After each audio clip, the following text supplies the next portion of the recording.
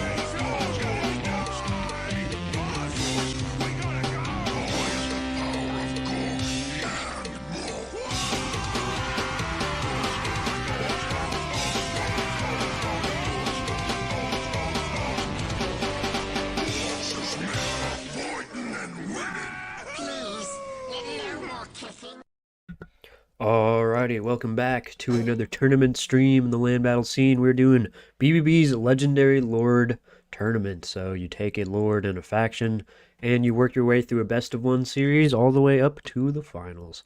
Let me launch the game and see if we can get into some games here to spectate, and we'll get it all sorted out and good to go. In the meantime, look at this beautiful intro screen. Hope you enjoyed the Orc Wah. The songs of my people, and yeah, we're gonna get started here pretty soon. Let us see. Once I find someone in the lobby, we will figure it out. But yeah, I'll have to look at the matchups as well in the tournament bracket here to understand who is fighting who. Bracket. Okay, so Fat Kid Recess versus Raced, Will Francisco versus the Phoenix King, Tactical Lich versus Tiz Demon, and Dark Horse versus San Lamorte, who is BBB Chief. Alright, let us get rid of this blocker here for now. Okay, we are in the multiplayer lobby here. Let's see. I should. I don't know if that's someone's... Whoever's available first, that's who we're going for. It's a free-for-all here.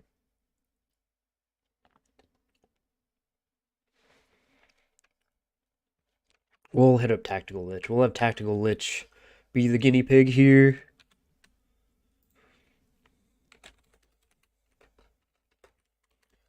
And he has been chosen by the spectator god.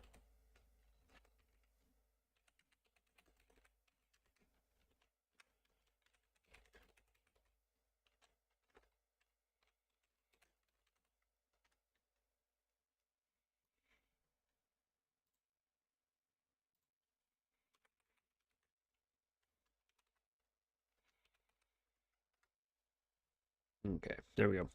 Alrighty, how's everybody's days doing? How is life? Oh, where is my... Oh, there we go. A wild ducky appears. Greetings, BBB. Yep. That is the shtick. What's going on? We're waiting for Lobby Ducky. We're waiting to get into the glory. That is this tournament. It's cool because it's actually right up my alley. It's only Legendary Lords. So we can go take a look at who we have here today as our Legendary Lord cast of crew here. We have the good old Azazel fighting Astrogoth in the first round. We have Vlad versus, where's that? Alariel, interesting. Then Repanse versus Archaon, Jesus, and then Gar versus Karl, Franz. Wow, that's a good one. And we'll be spectating Repanse versus Archaon first, I believe. And then for the second round, we'll spectate some other something.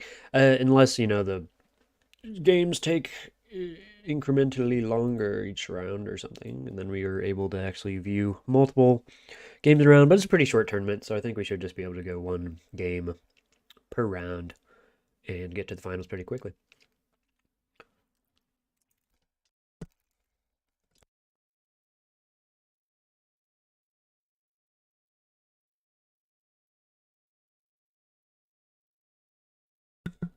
Oh, yeah, that'd be awesome, Umbrella.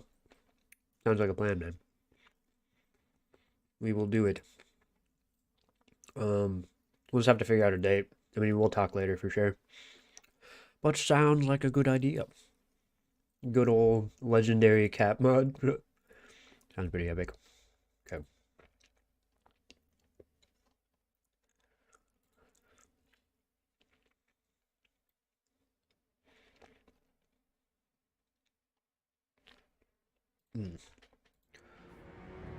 Yeah, let's see. We are going to see Repanse versus Archaon. And we all know how that goes typically. If you don't, we can take a look-see here. If they were to meet in the feudal battle just like one-on-one, Archaon would absolutely shove the shit into Repanse, right? He's just an absolute menace. He has a lot of these like ridiculous buffs that just blow Repanse out of the water. She's interesting. She's like supposed to be kind of like a melee centered character, especially like anti-infantry. She's kind of like a oh god, what is that historical figure's name? I forgot her name. Joan of Arc, I think. Yeah. Where she's just like a female crusader, just mowing down infantry on the battlefield. But she has some like pretty decent buffs, right? I mean, by all means, this should like get her up to like pretty goated status, at least the Sword of Lioness. And then we look at some of her other abilities. They're just kind of buffs, and I guess this is an the explosion. So she's really kind of just unfortunately bare bones compared to the Chad that is Archaon. I mean, he's a caster. He has some of the best buffs in the game, and Slayer of Kings, Armor of Morkar gives charge reflection and just good melee defense to everybody in that little AoE around him. Really good shit. Crown of Domination. I call this the Crown of Redundancy because you already have Paragon of Ruin, which gives him and people around him immune to psychology, which is a very good buff. And then he gives himself, though, with the Crown of Domination, Terror Causing, which is very cool. There's the Kindle Flame attribute, which is interesting because he only has a Kindle Flame attribute, where a lot of other multicasters have the attribute of whatever lores they have access to. I can do it Tuesday, blah, blah. What up, homies? Told you they would call all right when this kicked off. Getting my fix at work. Oh, yeah. Getting some fixes. Oh, yeah. We're providing the addictions for everybody involved. Now, we are looking for some passcodes here. If Lich's game is not... Oh, I think Lich's... Let's see, let's find out. Because we would like to hop in one of these games. Oh my god, Jesus Christ. Let's see. For L'Ariel, that sounds like what we're looking for, but I think it's Repanse and Archaon, so... Not exactly sure here. Tids... Oh, whoa. Yep.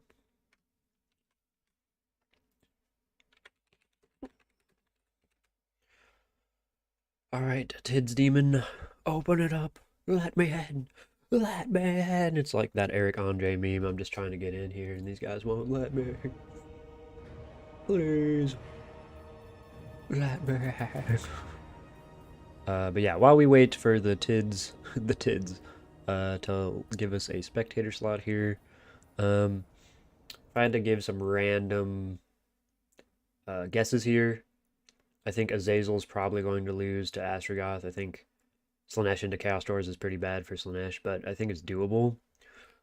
It's just like the leadership bombs and some of the mobility is kind of blunted by the sheer like punching power that Chaos Dwarves have at the moment, in the form of the renders, and pretty much like the durability of some of their hybrid units too. Like I think properly like microed fire glaives could be a real problem as well. So that's my early prediction. We have Vlad versus Alariel for my queen.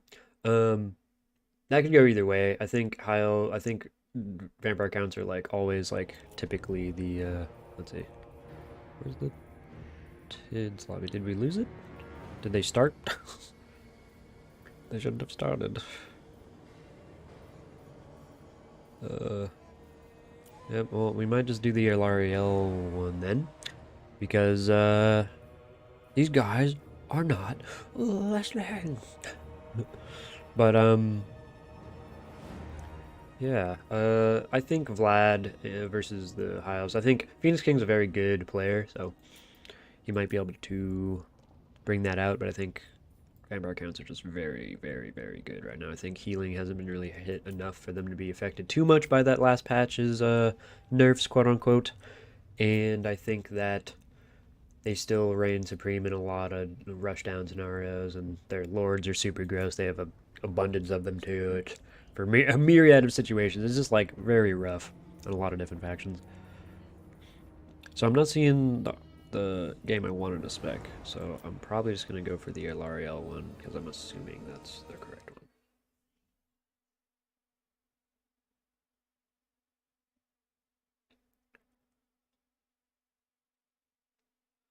That's alright. We shall go for the Alariel, and we shall wait in sorrow and sadness.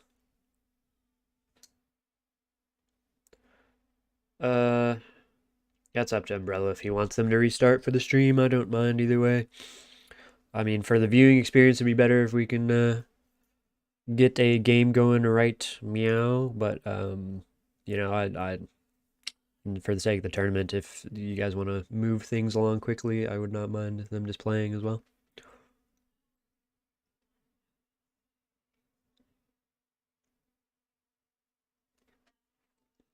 Yeah, and if we can't find oh, okay, Phoenix King doesn't have an opponent. Okay, Will didn't make it to the tournament, so I guess there's gonna be some drama. No, not some drama, but just some figuring out of things to do, you know, which might blow. I mean, I could hop in here, and probably play Will. I would definitely pick a different legendary lord though. I'm not playing Vlad. No. Actually, I mean, I could play Vlad. I don't mind Vlad the Chad. He's kind of a cool character. He is kind of cool. I mean, he's just like the most like honest, you know, vampire council lord, I feel like. Like he's just like a dude walking around with a fucking badass magical sword and a dope set of armor, just conquering. I'm pretty sure he's like the guy who like carved out that piece of empire into in the form of Sylvania or whatever in the lore. So he just like straight up just like invaded the empire, like I think did a shit ton of damage, and then like got pushed back eventually, obviously, because most invasions do get pushed back eventually by the empire in the lore, except for the end times, and for Storm of Chaos, which by the way is like my favorite story or like kind of like narrative in Warhammer lore of all time. It's so juicy.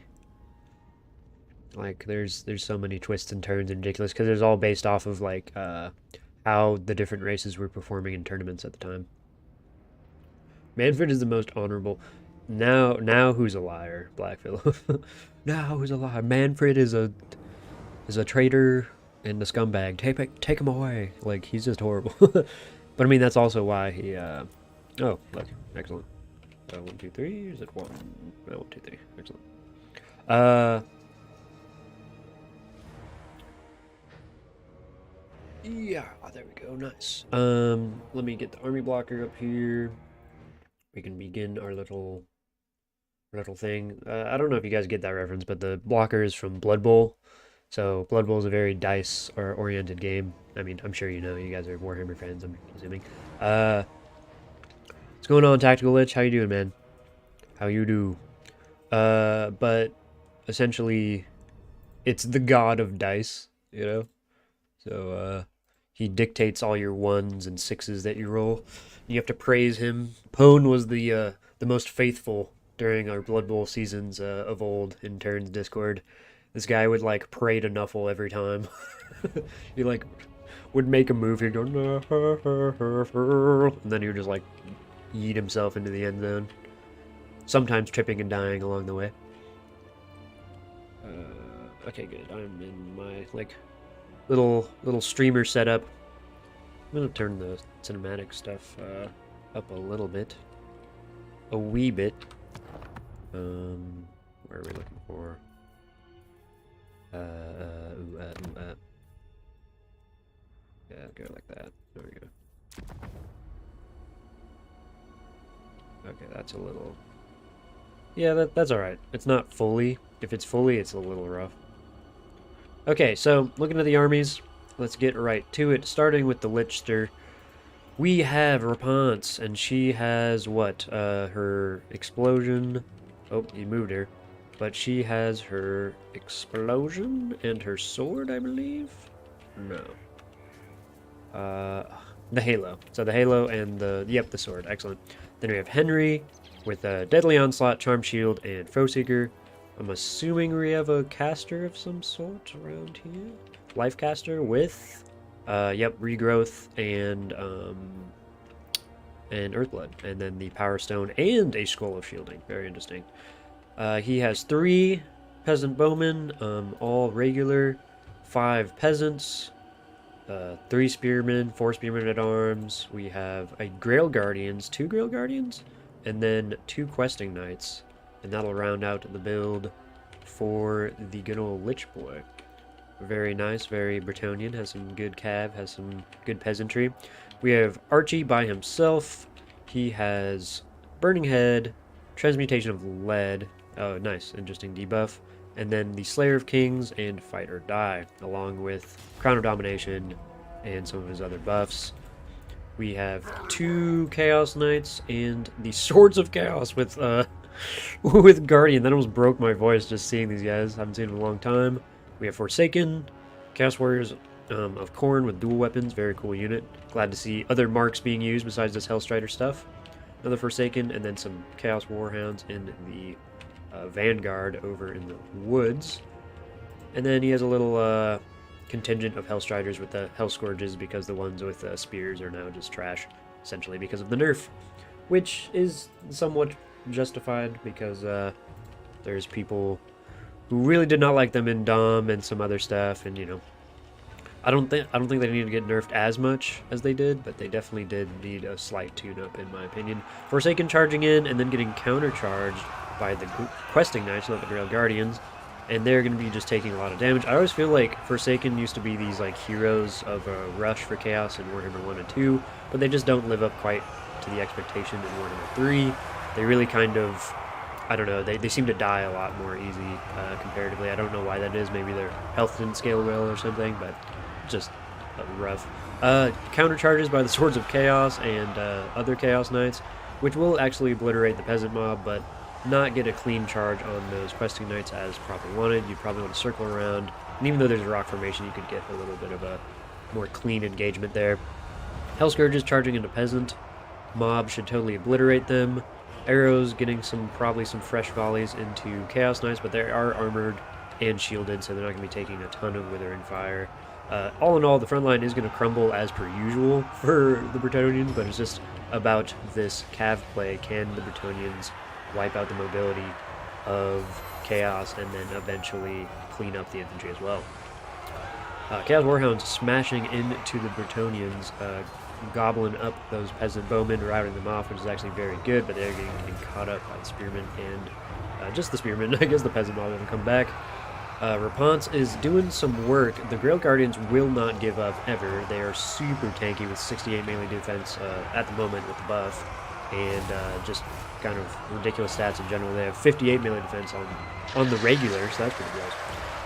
These Chaos Knights are going to put in work though, and you can see that through the Questing Knights. The Questing Knights should typically do good in a grind out situation, but keep in mind they are technically like less cost than these Chaos Knights, and the Chaos Knights do have some pretty gnarly melee stats as well. So no jokey joke from them. The Swords of Chaos are also putting in work along with these Forsaken against the long grind of these Grail Guardians and Questing Knights.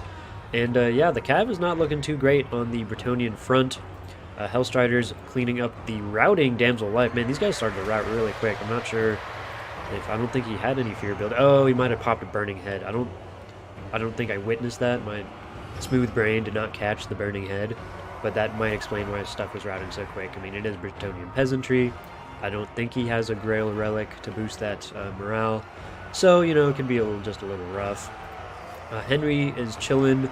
Repanse is chilling. She does not want that smoke with Archaon. 2-on-1, they can definitely take Archie if he doesn't have a shit ton of buffs popped, because even if they start beating him up, he will just absolutely chew up one of them for breakfast if he lands all of his hits. Show me on the doll with the rogue idol touched you. What am I reading in chat? Holy shit. We have a good old just grind out fight between the two Cav blobs here. I mean, it really came down to that. Unfortunately, the back line of the Bretonnians have gone, and if we can look at the value, we see that there's a significant difference between the Bretonnians and the Chaos at the moment. A lot of their cookie jar have been smacked into, so saith the Turin. He always talks about cookie jars and stuff. I'm wondering if he just is obsessed with cookies at this point. But we have Archie chillin', just wailing on these Grail Guardians who will not give in for the lady. Because they really have not been taking a lot of damage, and they've been surrounded, cycle charged, just beaten from all angles. You can imagine, wink, wink, nudge, nudge, and they really just haven't cared at all. Repanse going in, smacking around some Swords of Chaos. Nope, just regular Chaos Knights. These Swords of Chaos are still just absolutely being chads. They, from afar, they look like a bunch of Archaons, just like chilling, like with their cool capes and stuff. Such a cool unit. And it's funny that they're actually not being used with Archie. I would imagine if you bring these guys, you want them for the Guardian, but they've just been on their own the entire time. Hellstrider's trying to clean up the returning peasants, and some of the Warhounds are cleaning up some of the running peasantry as well. I'm about to sneeze, so I'm going to mute. That was quite the tremendous sneeze. Titanic, one might say. I mean, it was really... It just almost blew my nasal passages off of my body. But we're back with the Damsel of Life returning, and the heals being able to be used again if she can pop one off before she gets caught here. She's going to need to do that because she might rout really quickly when she gets surrounded again. But I'm not going to lie, it's not looking good for Bretonnia on the whole here. If we take a look at the rest of the army and engagements, we will see that Bretonnia is getting very out-traded, out-valued, just smashed on by these Chaos Boys, unfortunately. The Grail Guardians have been doing their due diligence and absolutely taking a beating for king and country, but it's not going to save them because these like Swords of Chaos and other stuff that are on the field just have much higher hitting power than is warranted. That being said, look at me eat my words. Are all these dilapidated and just sad Grail Guardians covered in blood and muck and filth going to come back and just beat up the rest of this army? Let's see. So we have, it's closing in on the value here. Some of the Grail Guardians are Questing Knights, are routing again. Grail Guardians pretty much will stay unbreakable almost the entire game. That's kind of their shtick. I mean, they're not unbreakable, but they might as well be because they really don't route. Swords of Chaos are getting worked on by Henry and Repanse. Archie needs to move out and start working on these heroes because he totally can take them out if he pops the Sword of Kings, Slayer of Kings, and, you know, but maybe there's going to be that Witch King moment, you know, where Archie, like, runs up on Repanse and is like, I'm the Slayer of Kings, and she says, I'm no king, and just, like, stabs him. He's like, obliterates him, like in the Lord of the Rings. That'd be pretty entertaining. I will say the rest of these Chaos guys are actually getting destroyed by the pure, sheer will of these Grail Guardians surviving for the entire battle and combat, essentially, since the first engagement started. They've been fighting the entire time. And they're fresh. They're fresh. They have a perfect vigor. It's insane. That is why in the late game these guys are so clutch. Now, Archie is going to have to really try to work on these heroes because it has done a complete 180 from the mid-game. Mid-game, Chaos was very in control. But I think after Chaos got into control, they needed Archie to come and start taking care of these heroes. And he just let the heroes be free. They let them roam and do as they please. So it is pretty wild. Archie's trying to rout off some peasantry. He terrifies them because he's a terror-causing menace, because he has the crown of domination. And now the dreaded engagement we have all been waiting for finally happens. Repanse and Henry versus the Ever-Chosen in locked combat, surrounded by the peasantry, the working man of Bretonnia here. Going to stand up to the bringer of the end times himself. He is smacking on Henry specifically a lot right now, which is fine, but Henry's then going to waddle out of the way. Do we have a life caster?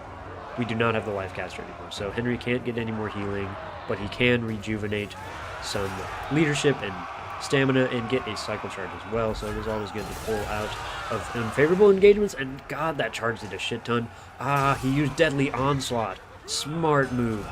Lich pulled off a great move here, where he pulled off the Deadly Onslaught right in time to hit Archaon in the face, and routes him, and that's it. Wow. Chaos versus Brett. Okay, I just can't type. We'll get the autosave. God, let's look at this. So 3,000 on Archaon. Jesus. We have 1,000 on the Swords of Chaos. You know, they cost like 1,500, 1,800, something like that. So not exactly paying for themselves, but they did pretty good. Chaos Knights actually didn't get that much value. They were trading pretty well with the Questing Knights, and they did some good damage to the Grail Guardians, but they just stuck out for so long. Good job on the Chaos Warriors. They're just going to mulch through everything, but I'm surprised they got that much value on just peasantry, right? Like, they really had to cut down quite a number of foes in order to get that value. Hellstriders, very nice. Forsaken, very nice. That's a lot of kills, but it is just peasantry, so it is going to be inflated. Chaos Warhounds, 500, 800, yep. Repanse, 1,500, 2,600 on these Grail Guardians, dude. Value, baby, value. Grail Guardians are back. They are back. Damsel of Life, of course. Henry, you know, well, it is what it is. I mean, he did what he needed to do. The Questing Knights did get shat on, you know, that is just an unfortunate fact of life. Peasant Bowmen did their work. Honestly, I did not expect that after the mid-game we saw. Go, BBB, go. Exactly, boys. So that will be a W for the BBB Tactical Lich here over the Tiz Demon in his Warriors of Chaos. That was a really fun match to watch. In fact, I'm going to save that for later and maybe cast it, or if anybody wants it, they can have it as well, because that was just a very entertaining game. I mean, that was really fun. So let's see if we can... I don't think we'll have time for a round 1 second game. I doubt anyone has yet to be started, so we will have to wait until round 2, and we might as well just follow Tactical Lich unless somebody else gets their lobby up and going first. Let me go into the replays, save that glorious bastard, and let's move on with the tourney. It was Chaos versus Brett. LL tourney. Excellent. There you go. Bam. Yeah, so that was a pretty fun one, guys. There was a lot of back and forth. After the backline of Bretonnia got absolutely swamped by the Hounds and the Hellstriders, I really thought that there's going to be a lot of value just inescapably, like, losing Lich there. But, oh, now we're gone. Dead and gone, dead and gone, dead and gone. But really, I mean, he pulled it back, man.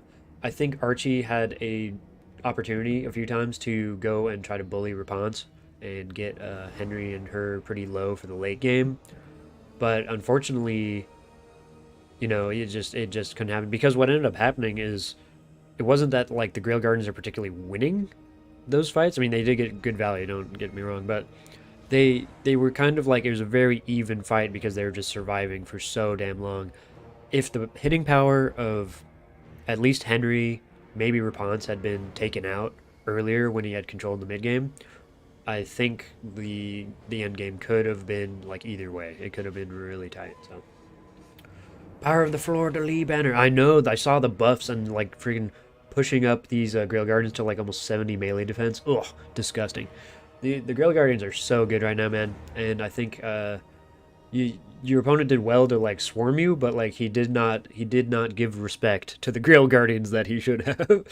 He did not give respect to the Repanse or the hero squad because he separate. I mean, it was a very interesting fight. I mean, he got some good charges and some good surrounds and stuff, but I don't think sticking in prolonged combat with those Grail Guardians was actually the greatest move. You know, I mean, maybe optimally you want to actually move around. Let's see, spectator slot, blah blah blah.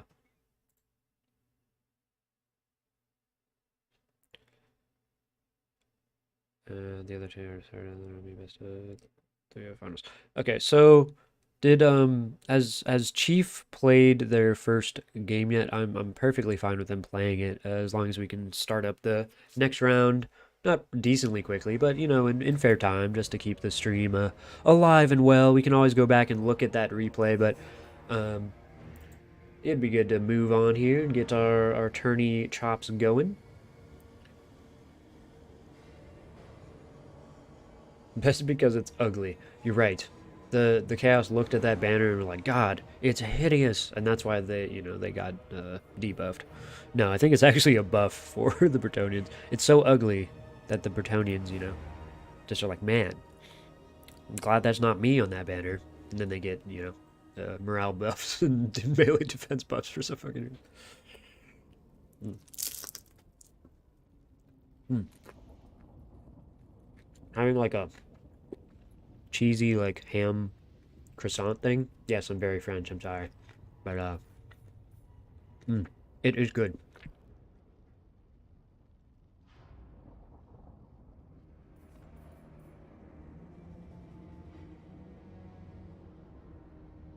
All right, all right, all right. So while we were waiting for the next round to happen, or open a slot for GM. Excellent. We are getting in a game right now, guys, and we're gonna get it for Chief versus. Let's figure out here. Who is it? Chief versus Tactical Lich. Excellent. Very good. So that'll be our next bet. Is this? I think this is it. It says BBB, but I do not know hablo Espanol. I am a dirty American. All right, there we go. All right. Oops, didn't mean to do that. We need a. Oh. The lobby's just exploded. Okay, there we go. Spectate, bam. Oof. Okay, we're back, boys. We back. We back. All right, let's get a blocker up here. What do we want? So we have Nuffle. Oops. We have Nuffle. I don't think you guys. I mean, Blood Bowl references are funny and all that, but let's get to the good stuff. Let's get to like let's see. Properties. What do we want here? We want. Oh, I think Scarbrand kicking somebody is very appropriate here. Bosh. Oh yeah. Oh yeah. There we go. Let's get a fuller screen, baby. Oh yeah, there we go. Yeah. Yeah. Okay, wait, can I like shrink it a little bit? Not too much, but like right there. There we go. Oops. Let me just fuddle around with this forever. Okay, there we go. Bam. Okay. So now you shouldn't be able to see the picks and stuff. But there is the Glorious Scarbrand doing his thing. So we're going to be seeing Karl versus Repanse. Can Repanse do it twice? And I believe Karl bested... who did he best? He bested Croc Gar. So down in Lustry and the Lizardmen, Karl led his expedition and he conquered all that he saw. Razed the Lizardmen temples to the ground in the name of Sigma. Sigma Balls. And then he, flipped them off and waddled away on Deathclaw. No, but he battled the Krokgar and won, and I don't know if they saved that replay or whatever, but maybe we go back and watch it at some point. The Bretonnians just come off a fresh dub against Archie and the Spiky lads from the north. Can they repeat their recipe of victory? Can they win the day once again against the Empire of Man? They're relative allies in a world of ultimate war, but even friends amongst humanity cannot stay peaceful all the time. They must reach out. You said I bet on BBB this time. Oh, do you? Yeah, so this is a BBB mirror here. And let me check. So then, yeah, on the opposite end we have no BBB, and then this end is BBB. So there is a guaranteed BBB member in the finals here. Because one of these boys has to take home the dub. There is no ties in Warhammer or baseball. Actually, I don't know if there is. I think there might be ties in baseball, depending on... But, like, I think they just extend the endings forever. I'm not sure. I'm not a big baseball guy.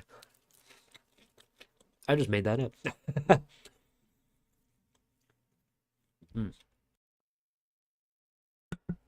So, what's your favorite breakfast foods, guys? Because I'm eating a croissant. Has some cheese, has some ham in it. Very good stuff. What's your, like, favorite, like, either dish that, like, you would make for yourself, or like something you'd go buy at, like, a restaurant or a diner or a shop of some kind? Hash browns all day. We could eat hash browns just every day, all day. Okay, I believe it. My son said donuts. See, there you go. Donuts. It's an easy decision because it's sweet, it's delicious, and it is well shaped. Yeah. All right, so for some reason I edited that, like, joke I was gonna insert there just because Umbrella's, like, son is listening now. All right, I'm PG, rated for kids. All right, starting with the HQ here, we have Repanse yet again with Henry, her loyal sidekick, and the Damsel of Life. Do they have the same abilities? Somewhat, yep. The Holy Maidenly Wrath, sort of, lioness, and then the good old Fleur-de-Lis banner. Is the Fleur-de-Lis constant? I believe it is. No, I don't know. Let's find out. Ha ha ha. Yep, very good. Then we have the Companions of Quenelles, a very good anti-large questing knights, ROR. We have another questing knights, 2 Knights of the Realm on each end here, 2 peasant bowmen, and then a bunch of peasantry here. We have, oh no, we have 3 battle pilgrims, 4 peasants, and then 3 spearmen at arms, and that will round out the build for the Bretonnians. For the good old Empire man, we can see them in their little stacked up formation. No, he's just deploying his army. Let's see if we can gander at Franz's abilities while he's chilling. We have Stand Your Ground, Reichland Roofang, pretty classic stuff, and Gal Miraz, along with the Blood Roar from his trusty steed, Deathclaw, there to debuff the leadership of any who dare step in his presence. We have a Jade Wizard along with Earthblood equipped, just on foot to probably save some money. Knowing the Chiefster, he likes to go as wide as possible, so we are seeing a lot of infantry here. We see 5 swordsmen, 5 spearmen with shields, 1 great cannon, 1 great cannon, 1 archer, and then the silver bullets, and we have a cav corps of 3 Empire Knights, 4 Empire Knights, and we're good to go. Along with a interesting Empire Captain on foot, and he has no abilities. He just seems to be maybe a melee support for the Jade Wizards, perhaps, or maybe a hunter of the other wizard as well. But unfortunately for him, the Damsel of Life is on a horse.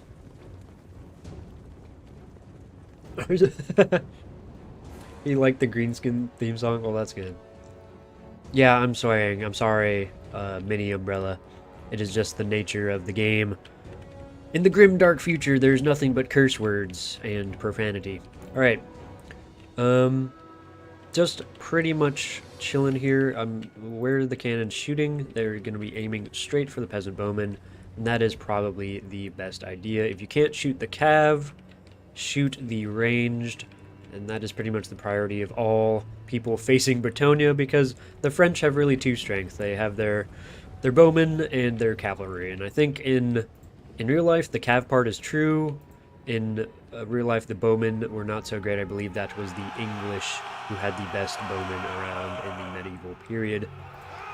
We're just seeing Karl chill, and a very kind of just, you know, positioning. Empire doesn't really have to move because they have the cannon who stopped firing, actually, in fact, and retargeted to the companions. I'm not sure if they have loosed any of their shots, or if... Oh, there's a line of sight problem, as you can see, guys. Look, there's a hill. How could they surmount this epic problem? But yeah, that is quite actually sad, because the Bretonnians can protect themselves from this cannon fire as long as this ridge is here, it seems. Unless they're able to actually shoot above it, which they should. It shows their Arcus fire is fine. So, okay, there we go. Interesting. Yep. So they're starting to get some line of sight here as the Bretonnians engage. Pilgrims taking some harrowing fire from the archers, but they will engage the swordsmen and deal some pretty good damage as some of the cav charges. Ooh, this is a gross countercharge by Empire Knights and the swordsmen. And the Questing Knights, they need to get out of there quick and follow up probably with the battle pilgrims. Knights of Realm, again, a little overextended. This position by Chief is very strong, and you need to be careful and meticulous to where you put your cav. Otherwise, you will get caught out very easily and isolated. And then it's not a very good time for the Frenchy boys, because they will just get surrounded by the superior numbers of the Empire. Whilst getting countercharged is a little rough for even the companions. They are surrounding Karl. Karl's getting some pretty good value on that damsel, and is probably going to try to yeet out, because a buffed up Repanse and Henry will actually just kick the snot out of Karl, even if he can just mollywop with his Galmaraz, Reichland and Fanged, and Stain Your Ground combo. So he has stats of just a monster, but that doesn't stop just constant DPS, you know. The more guys you have, the more chances to hit, and even if you have high melee defense, eventually you will get hit. You know, that's just the fact of war, the fact of life. But, yeah, Karl's getting worked on, so the rest of the army, I would say, the Bretonnians are struggling heavily because they're not able to penetrate any of the flanks or sides or find these out. Now, I will say a big thing to factor in is these Knights of the Realm, who basically have been chilling here the entire game. Oh, that is a misplay. Lich, no. Karl managed to escape as well, so now the Empire does not have to worry about crumbling leadership for the meantime, and they can sit in their little advantage of value for now. The Empire Knights absolutely taking some huge damage against the attrition of Questing Knights, but they have been surrounding them with other infantry and other support, such as Archer Fire and Karl. So the Bretonnians have been not faring well in the center, pretty much. Pretty much anywhere, they're not doing too great in terms of engagements. It was just hard for them to break this box. Not even really the cannons were pressured at all, and they were able to actually tear these guys apart. And again, you don't really want to just charge cav straight into these spearmen here.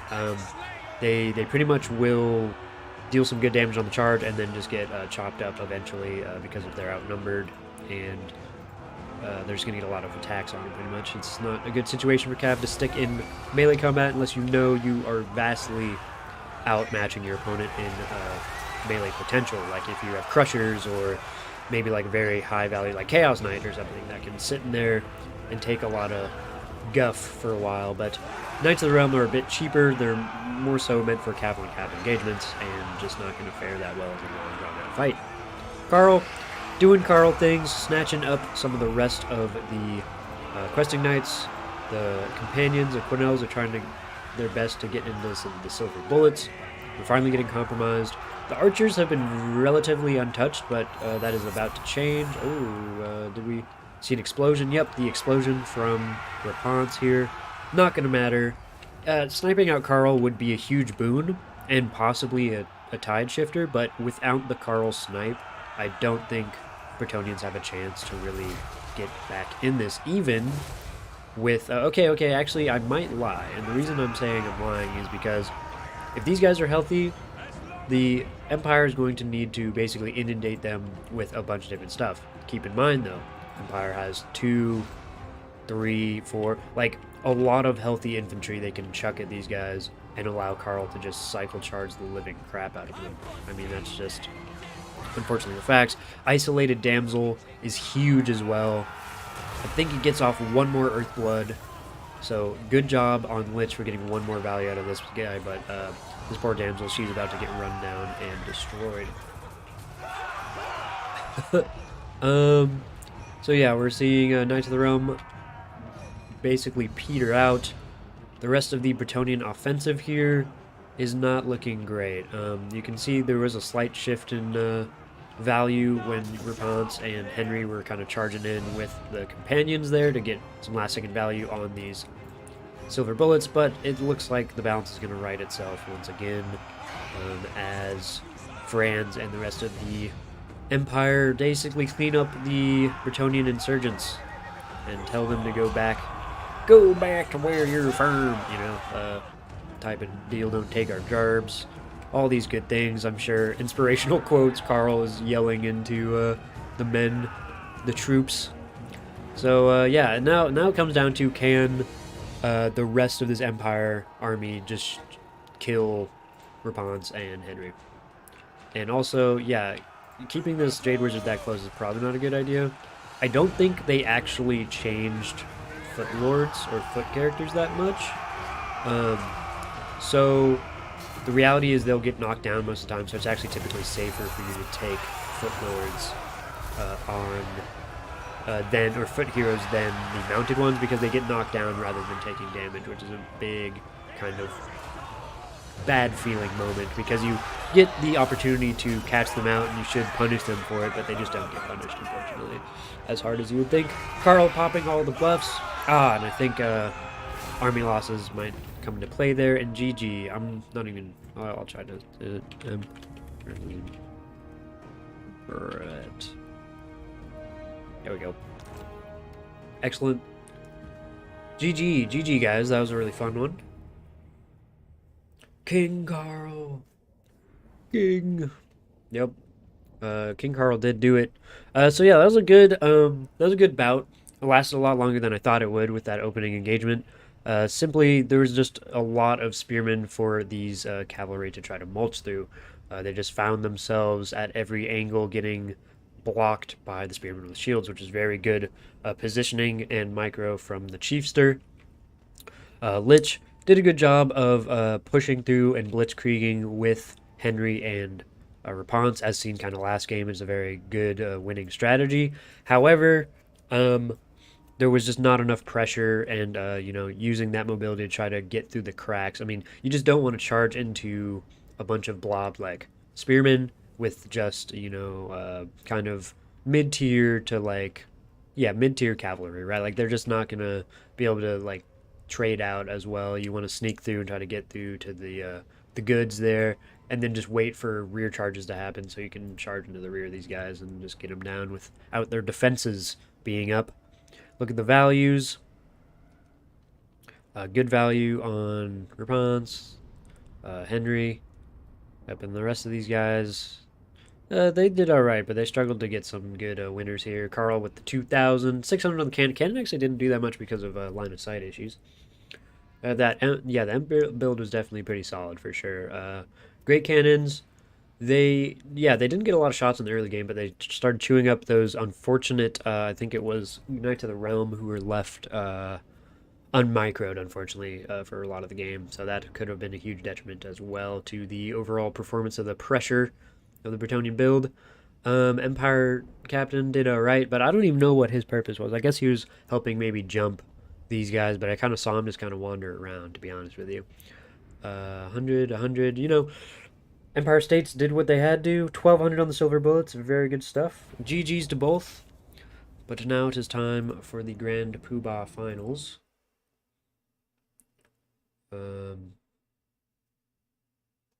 So we're going to take a couple minutes. And wait for the finals.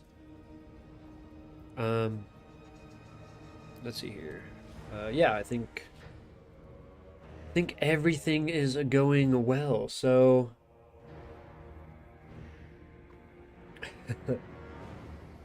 that's what I get for picking a faction I haven't played in months. Absolutely botched those Knights of the Realm.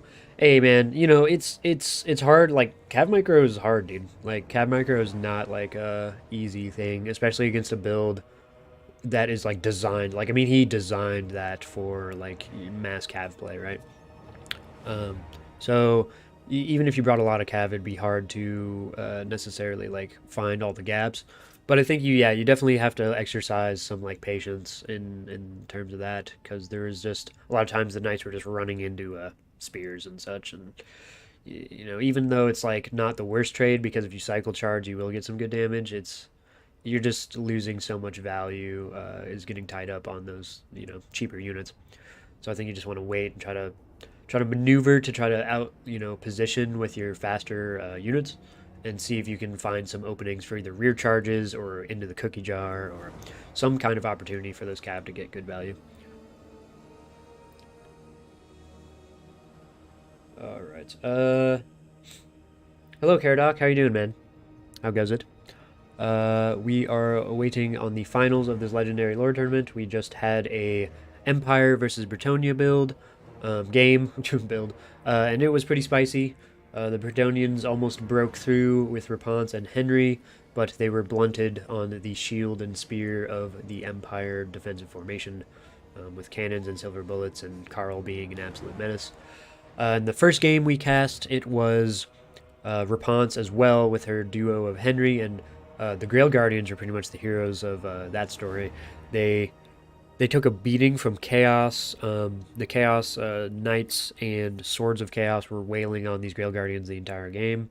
Um, and essentially, the Grail Guardians survived, and also Repanse and Henry survived, and ended up beating up the rest of the Cav and cleaned up pretty much the rest of that Chaos army, surprisingly. And it was a very like close mid game. The mid game looked like um, Chaos was going to take it for sure, but it just came down to the Lord micro. So I think like Lord micro is such a huge thing in this game. It's absurd. Whether you want to play keep away with your Lord, whether you want to use your Lord as a support Lord and not try to engage the enemy Lord until a certain point in the game, you know, how your Lord plays can dictate a lot of like your strategy for the game. And sometimes that starts in the army building phase, when you know, like for a fact, like, oh, like this faction can't field you know, a single like squad, or a squad that can like really beat my squad or whatever. But sometimes that happens in the as soon as the battle starts, when you see the other opponent's army, and you go, okay, I have to adjust accordingly because of XYZ units that they brought, etc. So then you have to change your game plan a little bit. And it's all just about, you know, kind of being on the fly sometimes, and figuring out what to do with the tools that you brought at the time. Which makes this game like really fun, you know? I mean, it makes it ridiculously fun. It does, you know, open up the idea for the argument of build roulette, which I don't think like I think build roulette can happen a lot when people are first learning the game, and Total War in general. I think like figuring out like the basic unit compositions and like counters and stuff that comes naturally to a lot of older Total War veterans, is a huge like landmark for newer players to figure it out. You know, they once they figure out like, oh, like Cav is like good if you use it in rear charges, if you know that you like will win a certain engagement, because you either have anti-large or they have anti-large and you need to run away from them. And it's just a lot of it comes down to game knowledge, but a lot of it comes down to like instinctual like mechanics of Total War as well, um, which is not like, I mean, this game's super fun, but it's also super like in depth, and it's very very very cool, because it just like there's you can sit there and ponder matchups for one faction for like days, you know, just days. But yeah, we are waiting currently for the finals to happen.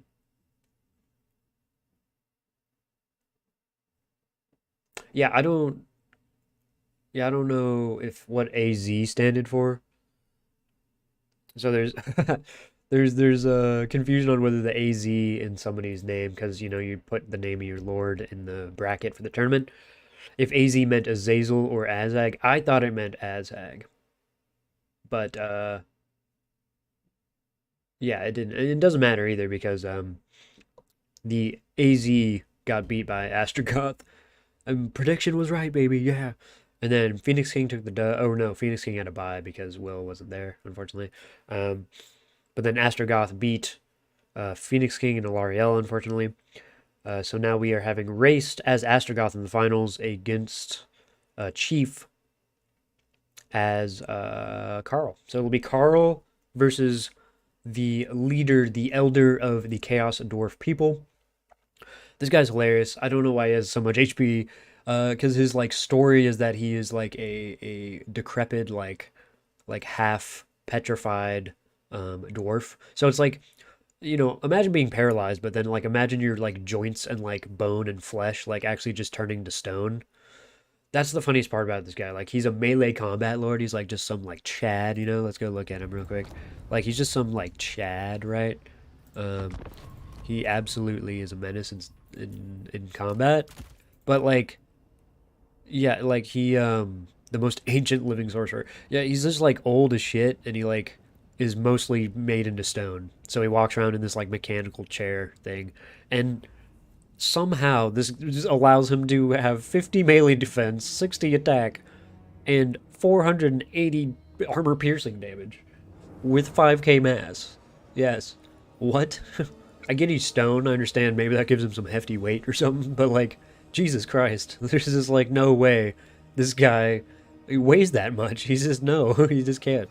Like I get it, dwarfs like are stunty and like they're so low to the ground. Their gravitational pull is like whatever. But like this is just yeah. I mean he has more health than Grimgore. Like this guy's just an absolute menace.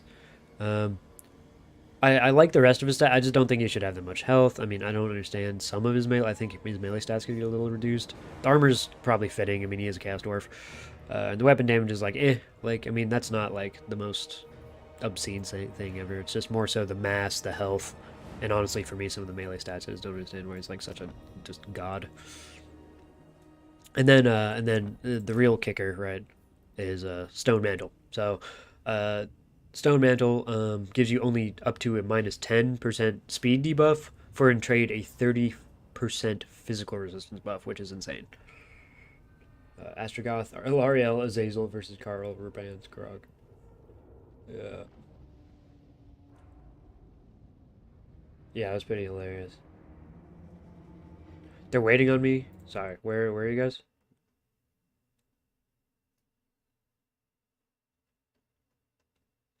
Okay, let's go see what the hell this is. I mean, they should message me for sure if they want me to come spec, or that it's happening. Because I don't, yeah, I'm looking at, where we're supposed to find the game. Oasis, Gwen, Hippo, Wah, and not MMA, MMMA, Domination, Davings. Yeah, guys, I need you guys to ping me, please.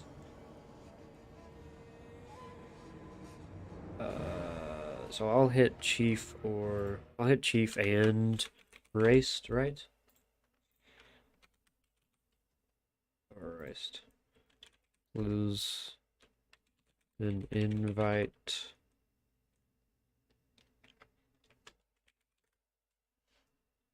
Because I can't find your game. Or... Okay, great. We have the invite code, so now we can join their little lobby. Join or nope,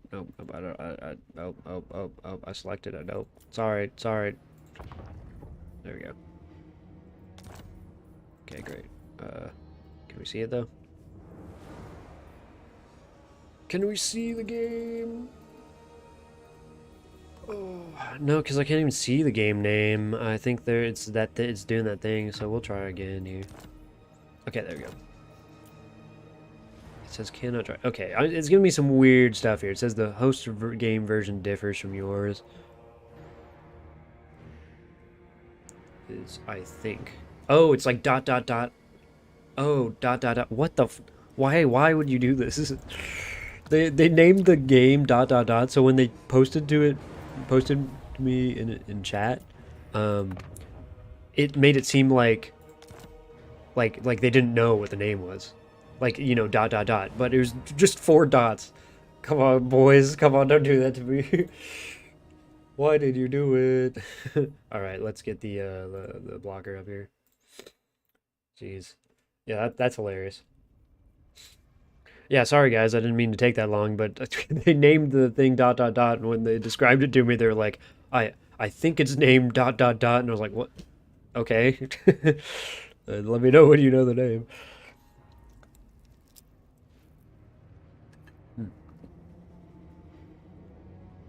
Okay. Last time, so I took a bite of this croissant, got me thinking about food again. Last time we asked, what's your favorite breakfast food? Now, what is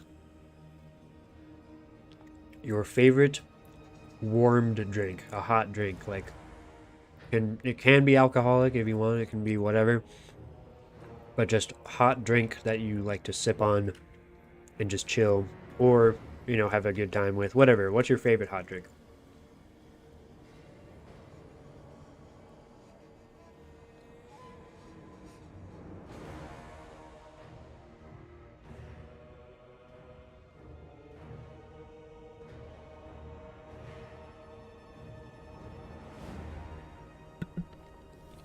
Hot beer just in the sun. Hey, some beer tastes good hot. I'm not gonna lie to you. There's been a couple times, like especially some of the Mexican beer. I think it's called like Estrella or something. That stuff's really good, man. I want to like put a lime in it, put some salt in it. Oh, the blocker. The dread blocker. Okay, bam. We good. All right, the dreaded Chaos Dwarves versus Karl and the people of the Empire. Let us start off with the, not with the Karl because he's setting up. Let's go with the Astrogoth himself. Or not. I guess we can let them set up, but I really don't care for letting them set up. I just want to get this shit done. Alright, so we have Astrogoth with the good old Cascading Fire Cloak, Flaming Sword of Ruin, and of course Kindle Flame to proc those bonuses. Then he has all of his other stats, which are just gross, immune to psychology, missile and fire resistance. For the other part of his HQ, we have the Gore Does Backstabber. I love this, and I actually think he might have a place in this matchup and some other matchups. Where, so Crooked Dice is nice. Oh, he messed up though. He needed to bring the heal, I believe, unless the heal's broken. But I believe the heal works. It's actually, so, okay, here's the deal. Crooked Dice is broken. It only works for the first 30 seconds. So actually I would never advise bringing this. The heal actually procs. So at the end, he will actually get a burst of healing, kind of like Tyrion or whatever. Nonetheless, he's good at sniping out other like casters and small-time heroes. Really good, just like durable guy. But unfortunately, he only brought the really one bad ability on him. So that is unfortunate. Magma Cannon.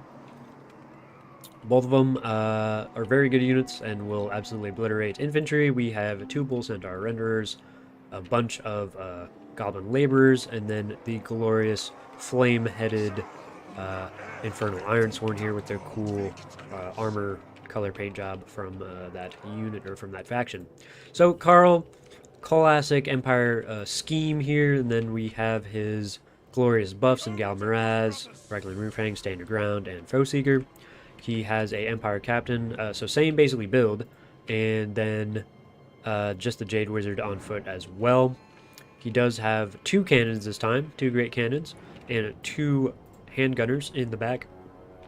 Excuse me. And the 5 swordsmen in the front with the 5 spearmen in the back, and 2 Empire Knights. Or 3 Empire Knights, and it's a very kind of standard build, it seems, for the Chief. Very wide, very good. But I will say that the Magma Cannons will need to try to get as much damage in as possible before they get shot down by these Great Cannons. I'm not exactly sure how the trade goes for them. I'm pretty sure that the Great Cannons mess these Magma Cannons up, unless you perhaps have somebody with the Demon Smith so they can heal them back up with the Reforge ability. Young Umbrella says definitely not going for broken Chaos Dwarves. Long live Karl. Yeah, the Chaos Dwarves do have some overtuned units. Astrogoth, notably, is overtuned. Magma Cannons, I would say, are even more heinous than Astrogoth. Astrogoth, I feel like, can be dealt with in various ways. Magma Cannons, unless you have other artillery, can be very rough to deal with. Mostly because they just get so much damage in early. I mean, do you see all this damage? It's just gross. And it's more so because I didn't notice the little sneaky gets. Look at the sneaky gets. They're coming in. coming in hot. Okay, sorry, but that was hilarious. I did not notice them. Magma Cannon Shot misses, so that's nice. This one, oop, did not mean to double click. Ooh, lands and absolutely rains hell down on these handgunners because that vortex little after ability will keep these guys in there and just burn them alive, which is disgusting. These cannons are waiting for their shot. Maybe they don't have line of sight yet again on these guys because they are technically in range here. Okay, there we go. All right, no, he's shooting on the centaurs. Interesting. Now, I would not recommend shooting the centaurs, and here's why.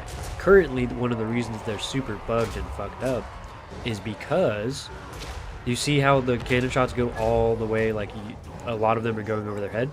It's because they're bugged. They have a fucked up hitbox that allows them to skate by without getting hit by a lot of gunfire or cannon-esque artillery. Karl, diving in on some Ironsworn, getting some good damage, trying to get these guys low before the engagement starts. Astrogoth coming in hard to try to chase off the Karl before he gets too much damage. Deathclaw smashing in there. Empire Knight smashing into the Infernal Ironsworn, going to be followed up by the infantry.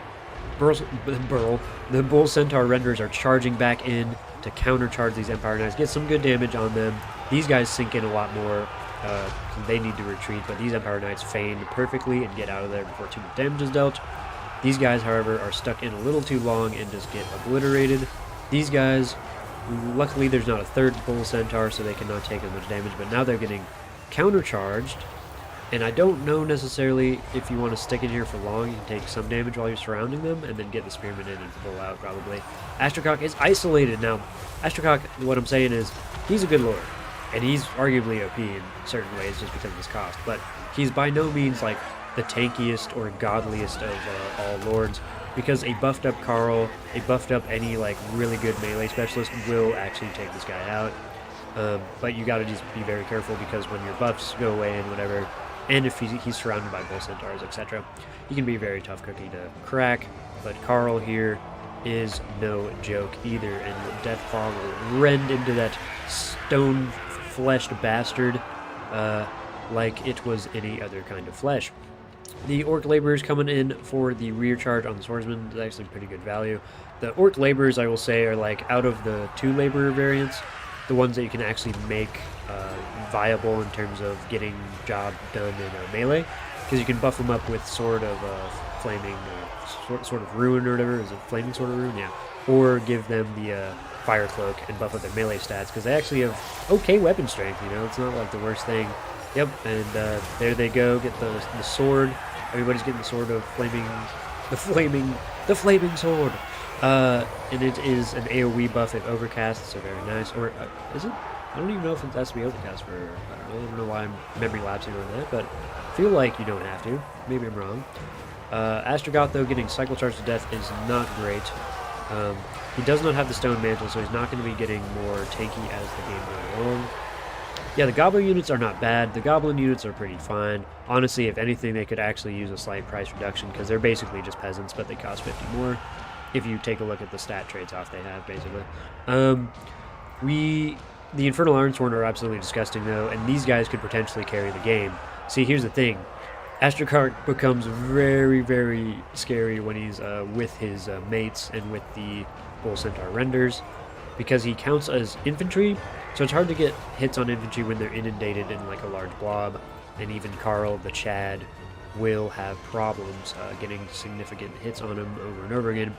The Magma Cannon's finally done. Oh, I wonder what happened to those sneaky gits. I never paid attention. It looks like they might have gotten these guys. I'm not exactly sure what happened to the poor sneaky gits, or did they die over here? Yeah, it looks like they died over here. So they attempted to go after some of the handgunners and stuff, and it looks like. But I mean, honestly, like if we're paying attention a little more to the outer skirts, the Magma Cannons and maybe the sneaky gits got the job done.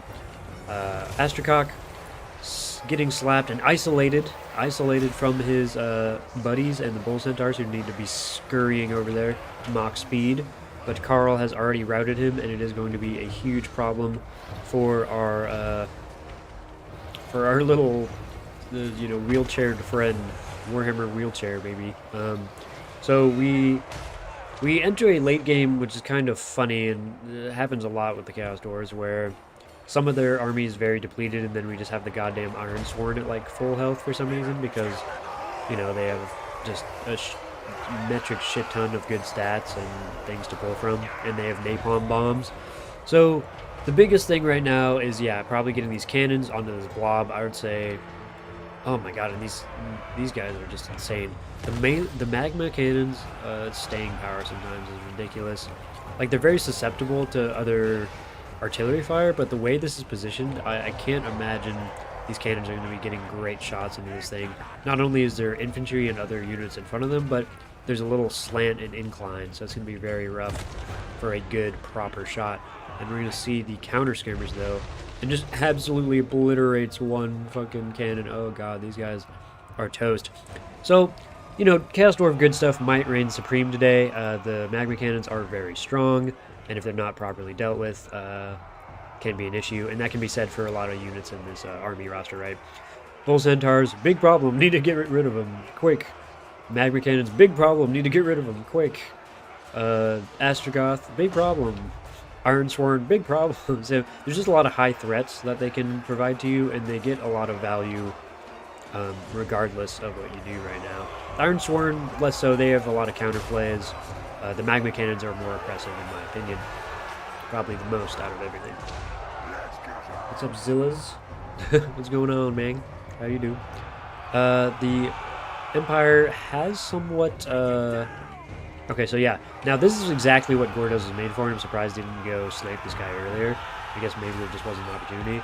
But he's perfect for killing casters. He's extremely fast, and if you do bring the other abilities, or the other ability that is better, and his knife is very good. He can, like, get his weapon strength up to, like, 700. Now, obviously, he needs to move out of this situation. It's in, like, 5 spearmen, should be very easy, but he can be a menace in melee as a support character. Like, he's just very good at sniping the less valuable or less tanky, strong characters for sure. And he's just thematically one of my favorite. I wish we had like a Hobgoblin Con Lord or something, or like a legendary like Hobgoblin guy for the Lord. But I'm okay with them just having a legendary hero as well. It's pretty cool. And if they get his item properly working for the crooked dice, so you get a random effect each 30 seconds. At first it just procs the 30 seconds, so you just get one random effect, and then the rest of the 60 seconds that remain on the ability do nothing, which is sad. So Gordos is going to get routed and isolated here. He definitely needed to run away as soon as the spearmen caught him, and those Empire Knights he can skirt away from as well, as he has 95 speed, or 92 speed. And it would be easy work, but now he's caught up in them, routing, so he can't really control where he's going. It's going to be a rough time for the Duz. Astrogoth is dead, so once Gordos goes, that is actually the last bastion of leadership for the Chaos Dwarves. But they still have 2 tanky-ass units of Ironsworn, some Bull Centaur Renderers, and a good old Magma Cannon. However, well, actually not however, because the balance of power is heavily in their favor as well. At first, for a second, I was like, oh, Karl has the balance of power, but nope. Karl's going to have to be a miracle worker here and absolutely obliterate 2 Ironsworn and Bull Centaur Renderers. It's rough. It's more so like, oh, Jesus, and there's a back unit of Spearmen here that seem to have chased something off the battlefield and are now coming back.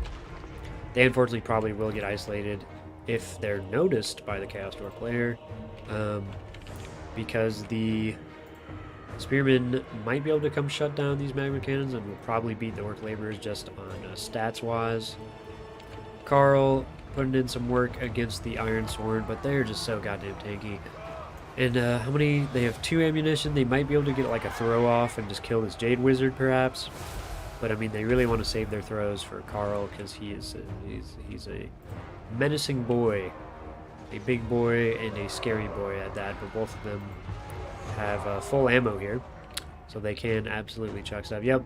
And the Magma Cannon shooting back into the Spearmen, gonna deal half, their remaining health now, and probably like a little bit sliver of left if a direct shot happens again, or they will just rout, because that is what like the Magma Cannon likes doing. I believe the Magma Cannon has like a flame effect or something, right?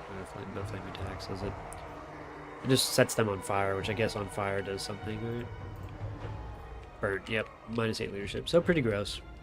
Pretty gross stuff. Karl just may not have the DPS to kill these Ironsworn at this point.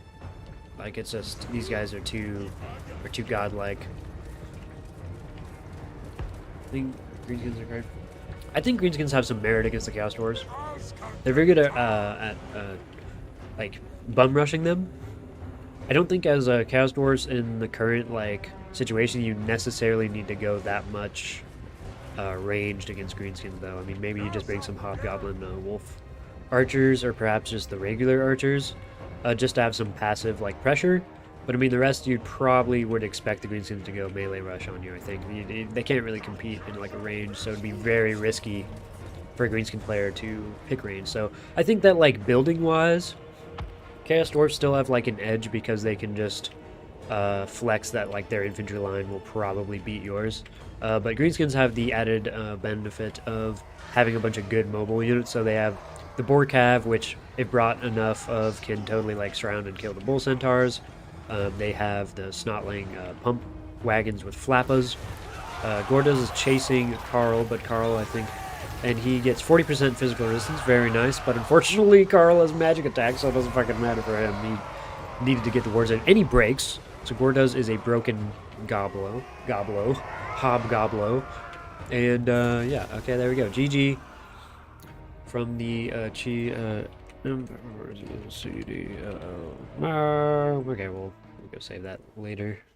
Right after this. So, for the value, let's go for the Empire first. We have 3,400 on Karl. God, Karl is a menace to society. So, Empire cannons, again, these guys have not paid for themselves twice, I think. I think maybe this one technically paid for itself. I think they're 800, but man, these guys have had it rough. They just haven't had line of sight both games, and they just really haven't found their home particularly well in either of those matchups.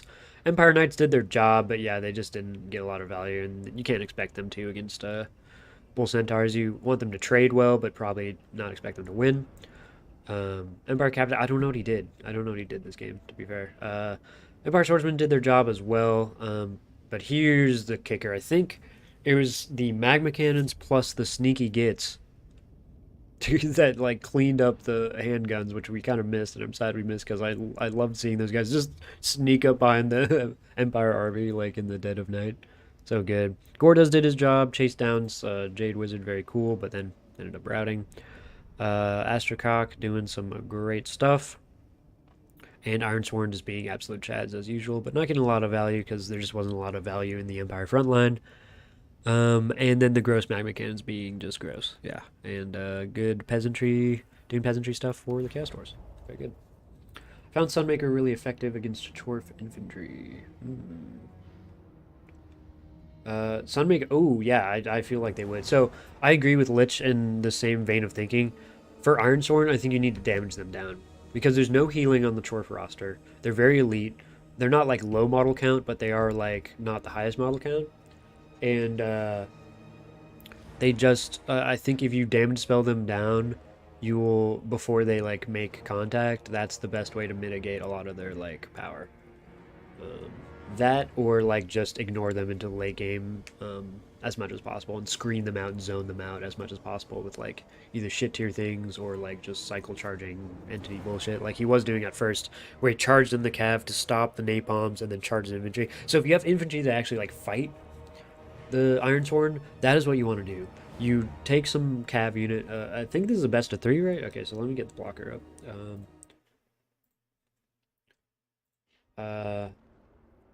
Yeah, Sunmaker is effective against everything. You're not wrong. Sunmaker does put up work against just about everything in the game. Well, you know, that's infantry, or some cav too, if you can land the shots, you know, pretty good stuff. Sunmaker's, yeah, just a beast. Jeez. Okay. So I took another bite of my food, and now I need more answers. So, we have warm drinks, breakfast foods. What is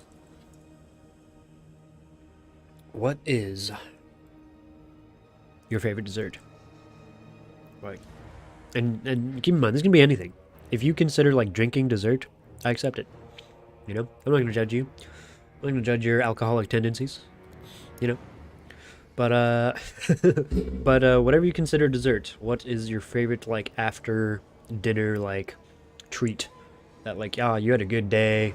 You've been working out recently. You deserve it. Like, what are you getting? What are you making? Or what are you buying? Boston cream pie. Ooh. Ooh. So is that just like a generic cream pie, or is that like a black Phillip? You do not eat. You son of a bitch. You do not eat hot dogs. As desserts, you bastard. Although I do want to do another hot dog stream, although it'll probably never happen. I don't even know how the first one happened. It was just pure ridiculousness. I don't think Pone or Turin would ever want to eat that many hot dogs again, anyways. Kitchen sink cookies or mint cookies and cream. Ooh, mint cookies and cream. That sounds delicious. Gelato. Ooh. Dang. We're getting spicy up in this bitch. Gelato. Damn, yes. I'll do the hot dog. I don't know if you want to do the hot dog stream, dude. That's eating a lot of hot dogs. I mean, I know, like, we both cheat. So I cheat. I didn't cheat the last one, but, like, I got, like... I technically cheated. I used it... enhancing performance drugs, you know. No, I just, you know, was yeah. We don't have to get into it, but essentially I was able to eat a lot of hot dogs because of a certain activity I had partaked in 30 minutes later or before. The hot dog stream was the greatest stream ever. Dude, that stream was hilarious, man. We had a Italian dressed up in a hot dog suit. Like, he actually was a hot dog, and he, like, would gobble down and, like, deep throat hot dogs for no apparent reason, like, just intermittently throughout the stream. That shit was hilarious. Black would do it after a few splits. I don't know, man. I don't know if Black wants to stick that many glizzies in his mouth, you feel me? Not sure. Not sure if that's the play. But, no, I'd be down, man. That was the glory day of streams. That stream was absolutely hilarious. Only the lore beards of old know of the dreaded hot dog stream. But yeah, so it looks like we're seeing. Is that the end of the tournament, by the way? Are we done, or what's up?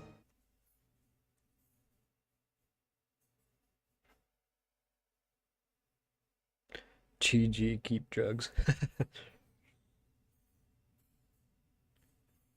Okay, so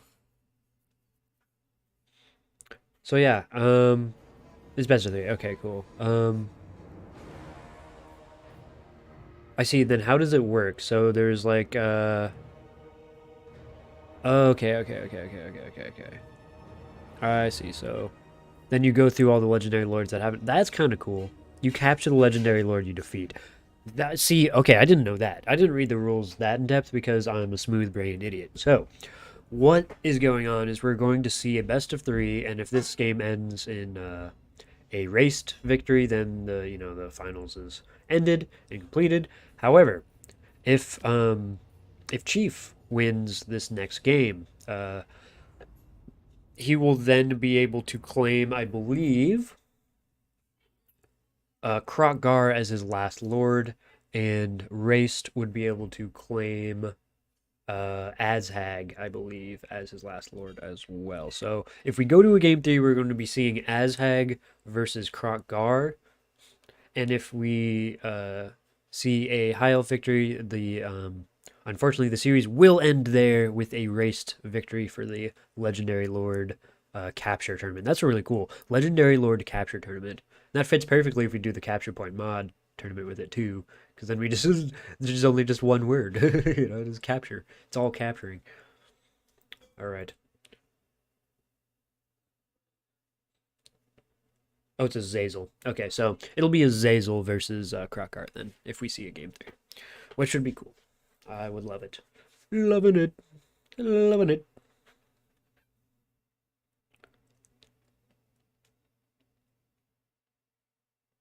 They blind picked. Nice. 'Tis how it should be.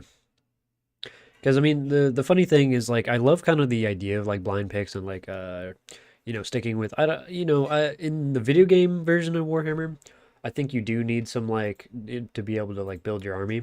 But I like single faction tournaments a lot because it reminds me of like tabletop tournaments. And as much as like tabletop tournaments take forever and they're like these huge big events, but I like those events because it brings a lot of people together and you just have a good time. It's half of it's not even about the games. It's just like finding out other people who play your hobby and enjoy the game as much as you do. That's the joy of it, the spirit of it, the soul of the Warhammer community right there. All right. So let's get into the armies. So these are both armies, or one of them we have seen before. Or one lord we have seen before. The other one we did not get to capture on screen, so we'll go over her first. Alariel is coming in with just a simple Earthblood on, and she's on foot. Crazy, not on her eagle. So, just Earthblood and Arcane Conduit there, and that'll round out her stuff. Not even the star, not even any special stuff from her, so very interesting. We have the Book of Hoeth, and then a Fate of Buna on the other on-foot caster. That will round out the HQ, and then for monsters, we have an Arcane Phoenix, excellent. We have the Ember Storm, which is just his little ability in the Fiery Rebirth, and attuned to magic, so very cool stuff. We have 2 archers with light armor. Then we have, or 4 archers, geez, a lot of archers and a lot of Silvern Guard. Holy shit! Is that 4, 5 Silvern Guard? Spearmen. So 4 Spearmen, 4 Silvern Guard, 3 Illyrian Reavers, and that seems like it'll round out the build. Yep, very good. On to the Repanse. Oh, and a Illyrian Reaver in the back, so 4 Illyrian Reavers in total. For the Repanse, we just have the Fleur-de-Lis banner and none of her sword or explosion ability. The Get Off Me ability. Do we have any other HQ? We have a Paladin. On a Pegasus, up on a Pegasus, and then we have a Damsel of Life. This is very strange. We're seeing both, like, from High Elves and Bretonnia disjointed HQ packages. So we have a Paladin on the Pegasus, and then we have foot, or both horse, Repanse and Damsel, and then we have on foot Alariel and on foot Caster with a Arcane Phoenix. Very interesting. For the infantry, we have 5 men-at-arms with shieldsmen. Yeah, with shields. Yep. And then 4, 5, 4, wait, how much is this? 2, 2, 5, yeah. So 5 spearmen at arms with shields. Then we have Knights of the Realm, Knights of the Realm, Knights of the Realm. So 3, 4 Knights of the Realm. 2. Okay, there we go.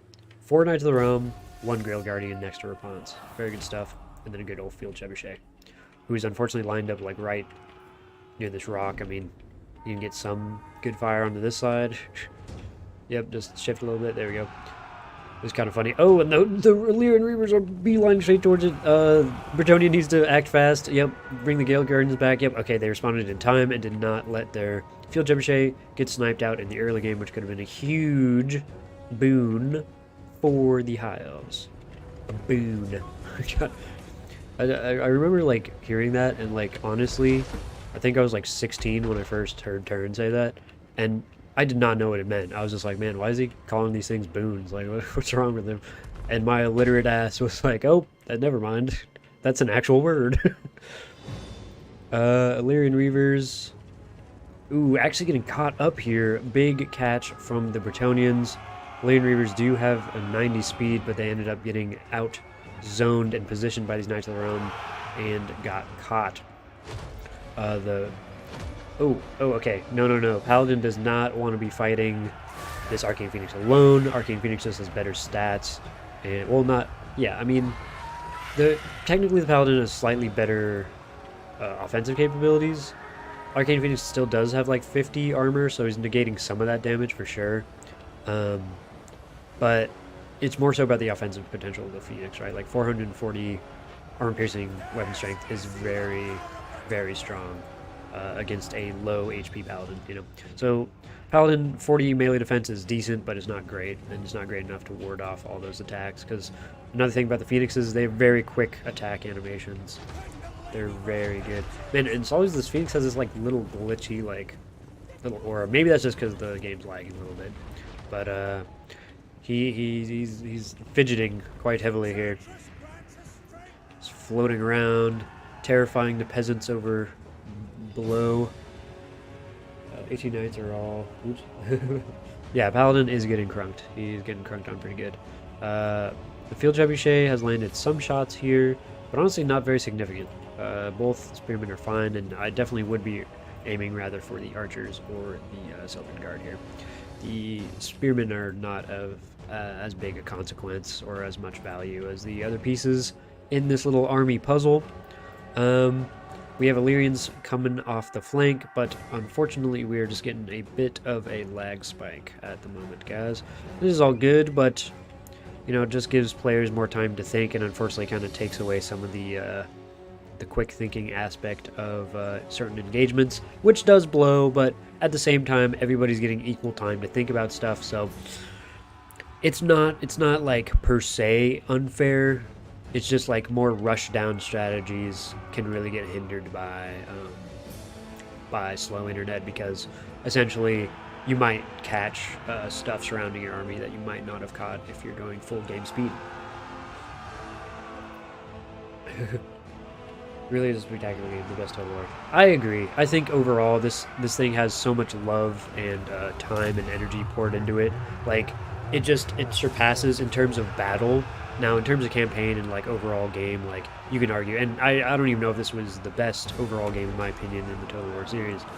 But for multiplayer, and I'm a multiplayer guy, I think this is the best. This is like some of the peak for me, because you have the most faction variety you could ever hope for. You have cool, unique mechanics for each race.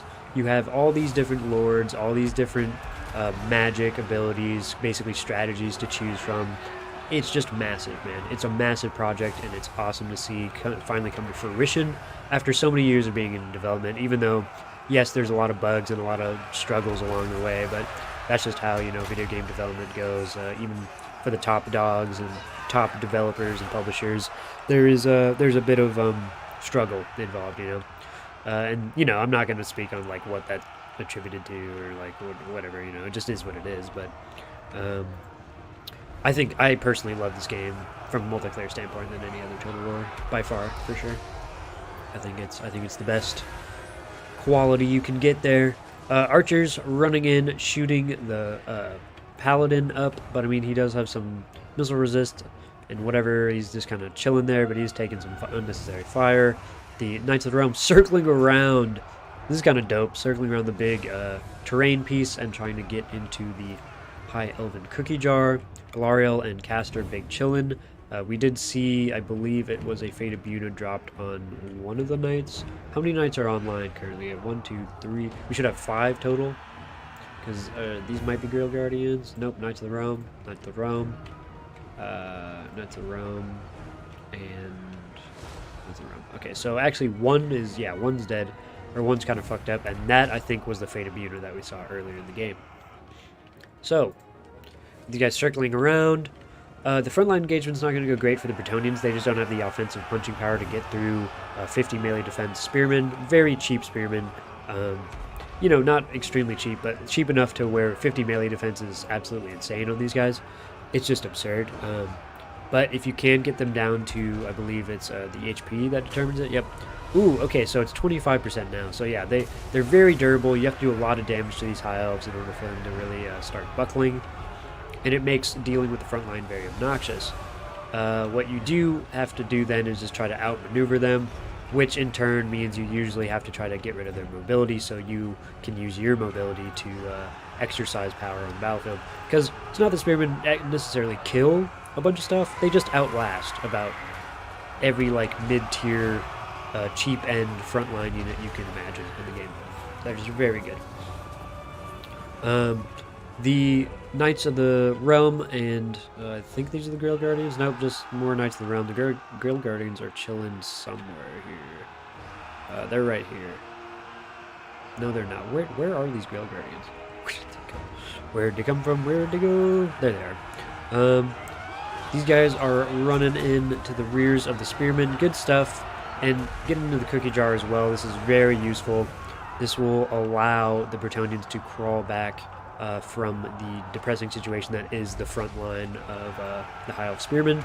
So once these battle pilgrims and other things get in, or even men-at-arms get into these archers, start breaking them down, getting them offline and hopefully off the battlefield, there will be a lot of good presence by the Bretonnians to exert wherever they want. They are going to have to think about dealing with that Deathcaster for sure at some point. And the good thing about this engagement is that the only thing that can really defend the Deathcaster is this Arcane Phoenix. Lariel is not much of a melee combatant per se, and I think that you can totally use the Paladin, wherever he may be, to come and try to finish off the Mage as well.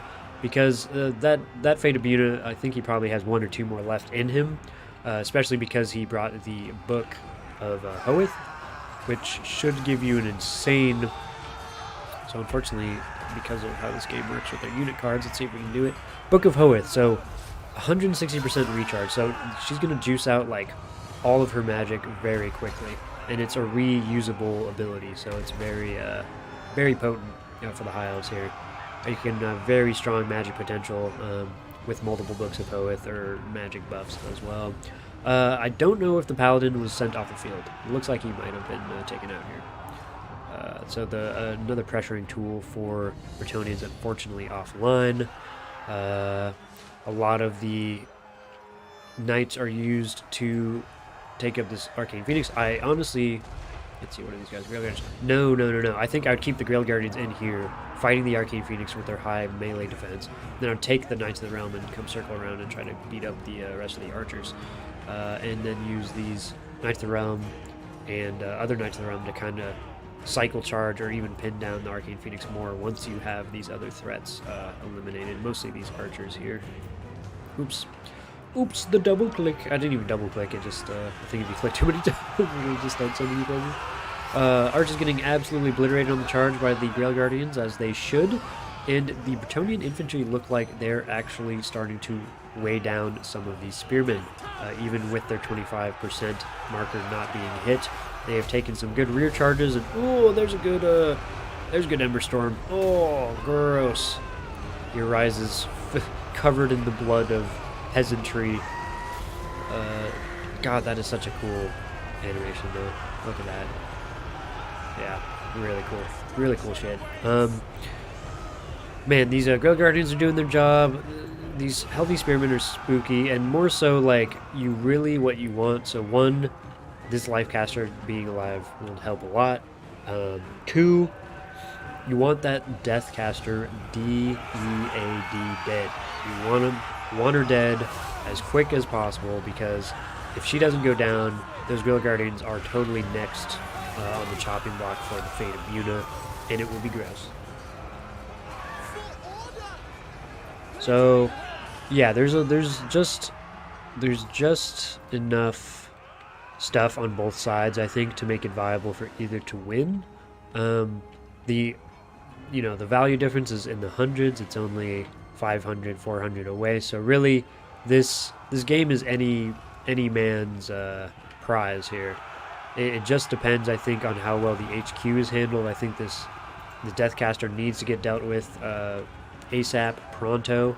The Arcane Phoenix obviously needs to get dealt with, but it can be kind of dealt with later because it's going to be obnoxious, fly away, and do all sorts of crap. But if it can be isolated, of course it should. As this thing runs away, I would kind of wish it had used its Earthblood on the Grail Guardians. I think these guys are going to be much more impactful. Or rather, yeah, did Repanse get it? I think Repanse got some of the healing as well, so at least Repanse got some of the Earthblood, but unfortunately those Grails did not get any of that lovin', and it is shifting, I feel like, in the High Elves' favor here. I don't think Repanse... Ooh, and these guys have been left here the entire game on Forge. These guys had joined the fight. There had been a lot more pressure going around. One more cav to surround and get some rear charges would have been great. So that could have maybe affected the outcome as well, unfortunately. We do have a random Spearman at Arms chasing these Spearmen, but I really think you just leave these peasants to die, or get a charge now if you can isolate these guys, recoup your army, maybe run these guys this way, charge, kill that spearman isolated, abandon these guys essentially, because there's just no way that you can save them now. The archers, oh, and that's a give. I think there's still battle left to be fought, but I can understand why that was not the case as well, you know. So, GG. We have a good old Alariel, the Radiant, with not a lot of value, but she is just here for the healing. And with the Fate of Bunas, the Mage of Death got some pretty decent value. Back to work. All right, fat kid. Fat kid, every says. Hope you enjoyed the stream. Have a good one, man. Arcane Phoenix did an excellent job pressuring, terrorizing, dealing some good damage to Cav, and that poor paladin who thought it was wise to fight him in a one-on-one fight. These the Sylvan Guard. Yep, they did their job, man. And like, spearmen are going to be absolutely disgusting by themselves just for that cost, and then Sylvan are even more so. I might have been pointing to the Sylvan. Hopefully the spearmen don't have 50 melee. I think they do, though. I think I was pointing at the spearmen for the 50 melee defense. Archers didn't do a ton of value, honestly. But they did enough pressuring that it made it hard for the damsel to basically stay around and stick in the fight, so that was pretty good. And just probably traded with the single peasant bowman as well, who was getting chased around by a spearman the entire time. But yeah, GG. I think it was just there was a slight lapse of the knights, and then also that paladin engaging early wasn't great, and then just needing to pressure that death mage. Unfortunately, need to try to get her isolated out of the blob, cycle charge her a little bit, and try to get her down because those fates were gross. But GG, and congratulations to Raced, the high elf. And what was the game previous? Chaos Dwarf, the Astrogoth, and Alariel combo, the double A. But anyways, guys, that is going to be it for today's stream. I hope you guys enjoyed it. We will probably be, I think we're planning on hosting another one of these streams pretty soon here. So in this coming following week, where I'm going to be planning to upload some replays and stuff, but also we will be doing a stream for the whatever, Legendary Lord tournament we can figure out for the next week. So thank you for joining, guys. Really appreciate it. Drop a like if you will. But anyways, it is no matter to me. I'm just starting out. But yep. Have a good one, guys. Hope you enjoyed, and see you on the next one. Go G out.